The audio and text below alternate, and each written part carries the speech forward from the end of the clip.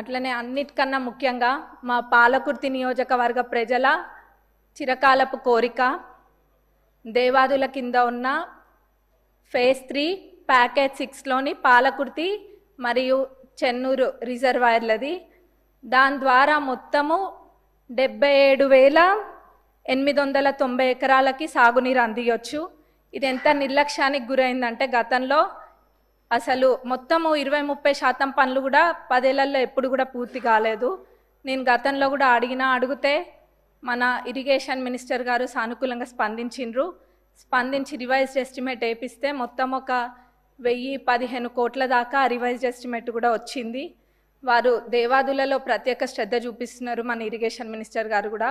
ఎందుకంటే తక్కువ దాంతో ఎక్కువ ఆయకట్టుకి నీళ్ళు వస్తాయని చెప్పి ప్రభుత్వం వచ్చినాక మన ప్రజాప్రభుత్వం అధికారంలోకి వచ్చినాక అదే చేస్తున్నారు ఎక్కడైనా కానీ.